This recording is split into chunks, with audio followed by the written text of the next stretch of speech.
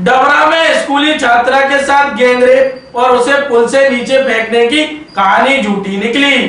ग्वालियर जिले के डबरा में स्कूली छात्रा के साथ गैंगरेप और उसे पुल से नीचे फेंकने के मामले में हैरान करने वाला मोड़ सामने आया। अब पीड़िता ने पुलिस को दिए बयानों में कहा है कि ना तो उसके साथ कोई बलात्कार हुआ है, ना ही उसे सहराई पुल से नीचे किसी ने फेंका। वह तो खुद ही पढ़ाई का दबाव और घर वालों की डांट फटकार से तंग हो चुकी थी, इसलिए उसने अपने साथ बलात्कार और पुल से फेंकने की झूठी कहानी गढ़ी थी।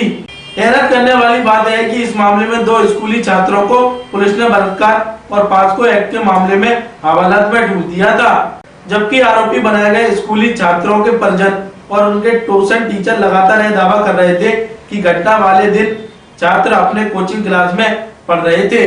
लड़की का सीसीटीवी फुटेज भी सामने आया था, जिसमें वह अकेली ही जाती नजर आ रही थी। बाद में एक महिला ने भी अपने बयान दिए थे, जो कि सहराई पुल के नजदीक अपने घर के बाहर घरेलू कार में व्यस्त थी। उसने बताया था कि लड़की काफी देर तक पुल पर अकेली टहलती रही थी। उसके बाद वह अचानक नीचे गिर पड़ी। यह लड़की गंभीर रूप से घायल हो गई थी, उसकी रीढ़ की हड्डी टूट चुकी है। ग्वालियर में उसका इलाज चल रहा है। पूर्व में बताया गया था कि 29 जनवरी को डबरा थाना क्षेत्र में बाके बिहारी गार्डन के पास लक्ष्मी कॉलोनी से कोचिंग जा रही एक 10वीं की छात्रा को बाइक सवार 2 युवकों ने अगवा कर लिया है।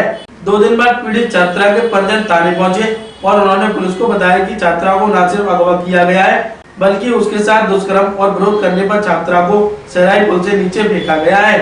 मामला सामने आते ही पुलिस हरकत में आ गई थी और नामजद 2 आरोपियों में से एक को पुलिस ने उठा लिया था। इसी के बाद आरोपी के परिजन पुलिस के वरिष्ठ अधिकारियों से मिले और आरोपी सहपाठी को निर्दोष बताया था। आरोपी के परिजन ने पुलिस को घटना दिनांक के कोचिंग के सीसीटीवी फुटेज भी उपलब्ध कराए थे।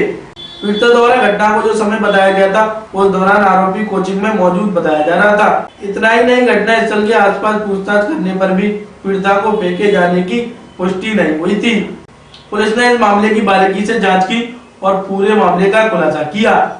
जानकारी देते हुए पुलिस अधीक्षक राजेश सिंह चंदे ने कहा, डबरा में एक फरियादिया ने सा पिछली बार आया था कि उसने बताया था कि कोई गैंग रेप हुआ उसके साथ में और उसके बाद उसको फेंक दिया गया, तो उससे उसको चोटें आई हैं। उस मामले को पूरा एक टीम लगाकर उसमें वरिष्ठ अधिकारियों द्वारा लगातार उसकी विवेचना की जा रही थी और उसमें सीसीटीवी फुटेज वगैरह देखने से भी कई चीज़ों की पुष्टियाँ नहीं हो रही थी। आरोपी जिनको बताया गया था कोचिंग में थे, उनके भी बयान आए थे। उन परिजनों की तरफ से भी आवेदन आया था कि इस तरीके से लग रहा है कि जानबूझ के किसी ने गलत जानकारी दी है या गलत तरीके से कहलवाया है।